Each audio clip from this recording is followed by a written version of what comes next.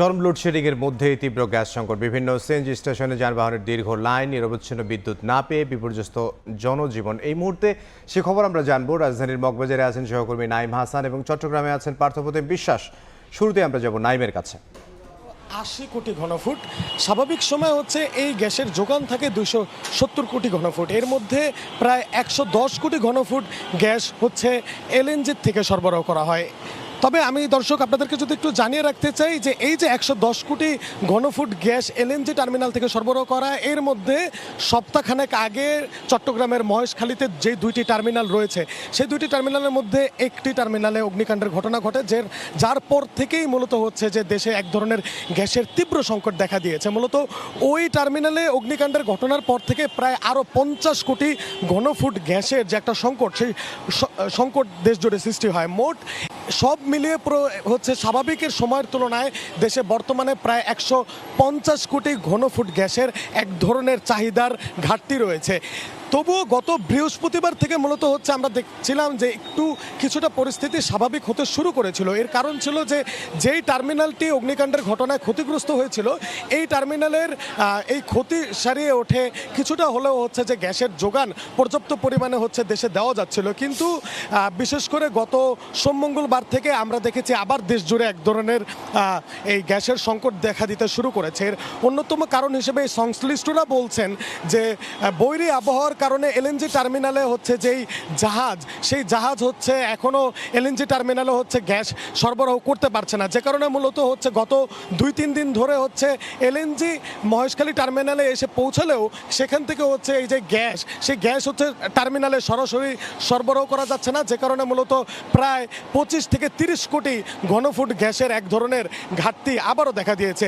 এই কারণেই মূলত আজকে বুধবার সারা দেশ জুড়েই কিন্তু হচ্ছে তীব্র গ্যাসের সংকট সৃষ্টি রয়েছে। চট্টগ্রামে কিন্তু আজকে সকাল থেকেই তীব্র গ্যাস সংকট দেখা দিয়েছে। গতকালও কিন্তু এই গ্যাস সংকট ছিল। আমরা এখন আছি নগরীর কদমতলী এলাকার একটি সিএনজি স্টেশনের সামনে এবং আমার পিছনে আপনারা দেখতে পাচ্ছেন এখানে প্রচণ্ড গাড়ির লাইন। আসলে ভোর থেকে শুরু হয়ে আজকে এখন দুপুর হতে চললো, কিন্তু এই যে গাড়ির লাইন সেটি কিন্তু আরও দীর্ঘ হয়েছে এবং এখানে যারা গাড়ি চালকরা, বিশেষ করে সিএনজি গাড়ি চালকরা আছেন, তারা সবাই কিন্তু এখানে অপেক্ষা করছেন, বিশেষ করে কখন তারা আসলে গ্যাসটি পাবেন সেই বিষয়টির জন্য তারা এখানে অপেক্ষা করছেন। তবে এখানে আমরা যারা গ্যাস পাম্পের মালিক কর্তৃপক্ষ রয়েছেন তাদের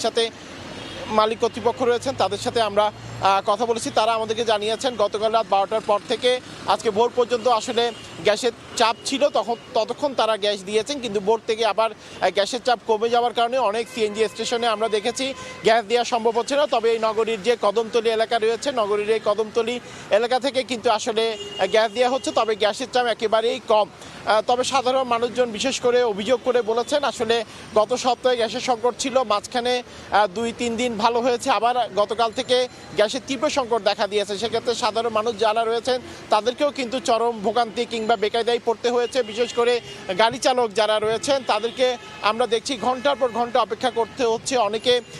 অনেকে ভোর থেকেও কিন্তু এখানে অপেক্ষা করছেন শুধুমাত্র এই গ্যাস সংগ্রহের জন্য। এবং বিভিন্ন সিএনজি গ্যাস স্টেশনের সামনে আমরা দেখেছি প্রচুর গাড়ির লাইন, ব্যক্তিগত গাড়ি থেকে শুরু করে সিএনজি অটোরিকশা থেকে শুরু করে বাস থেকে শুরু করে কিন্তু সবাই দীর্ঘক্ষণ ধরে অপেক্ষা করে তাদের যে কাঙ্ক্ষিত গ্যাস, সেই গ্যাসটুকু কিন্তু তাদেরকে সংগ্রহ করতে হচ্ছে, সেই বিষয়টি কিন্তু আমরা দেখেছি। এবং তারা বলছেন আসলে কখন এই গ্যাসের সংকট সমাধান হবে সেই বিষয়টি কিন্তু তারা চান এবং সরকারের কাছে তারা দাবি জানিয়েছেন যাতে দ্রুত গতিতে গ্যাসের যে সংকট, চট্টগ্রামে প্রায় 15 থেকে 20 দিন ধরে যে গ্যাসের সমস্যা রয়েছে সেটি যাতে সমাধান হয় সেই জন্য কিন্তু সরকারের কাছে তারা দাবি জানিয়েছেন। এবং আমরা আছি এখন নগরীর কদমতলী এলাকায়। আমাদের ক্যামেরায় এই মুহূর্তে কিন্তু আপনারা দেখতে পাচ্ছেন আসলে সিএনজি চালক থেকে শুরু করে যারা গ্যাসের উপর নির্ভরশীল, যে গাড়িগুলো গ্যাসের উপর চলে, তারা কিন্তু দীর্ঘক্ষণ অপেক্ষা করছেন এবং অনেক জায়গায় আমরা দেখেছি অপেক্ষা করেও কিন্তু কাঙ্ক্ষিত পরিমাণ যে গ্যাস, সেই গ্যাসটুকু কিন্তু তারা পাচ্ছে না। একটু যদি বাসাবাড়ির কথা বলি,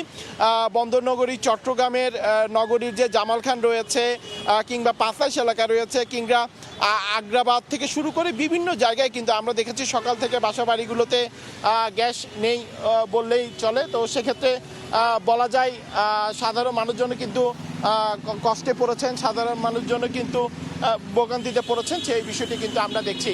তবে সবারই একটি প্রত্যাশা, অতি দ্রুত চট্টগ্রামে যে গ্যাসের সংকট, সেই গ্যাসের সমাধান হবে।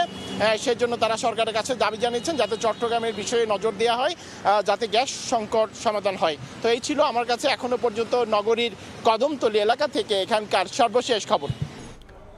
বিদ্যুৎ ও গ্যাস সংকট নিয়ে আমাদের সহকর্মীরা জানাচ্ছিলেন চট্টগ্রাম থেকে পার্থপ্রতিম বিশ্বাস এবং এর আগে ঢাকার মগবাজার থেকে নাইম ইসলাম।